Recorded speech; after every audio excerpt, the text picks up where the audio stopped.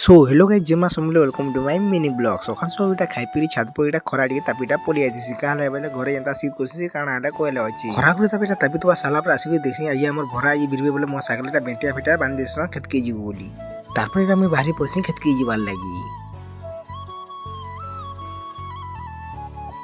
खेत की तापे इटा पुंजी बे साला पर हे भीतर हमर खेत थिसी बोले भीतर जीवार लाई फेंटा ही बाहरी दारो पड़सी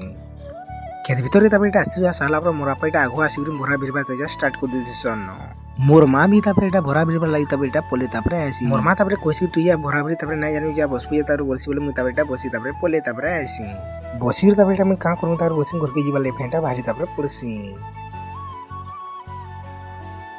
घर के आसिक फेन देखी भात भल भल रांधेसन बोले मुझे अंडा उठा आनी फेंटा सीही पकासी अंडा सीही तो बोलसे उल दुईटार पातलटा उठी काटी पकासी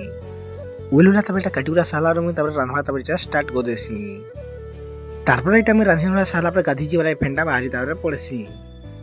बंद के पुंजी साला गाधवा स्टार्ट कर देसी गाधी गुदा साला घर के पले आसी घर के आसी साला सार्ट में साड़ी बदले बुदला फेंटा खावा लगी बसी पड़सी।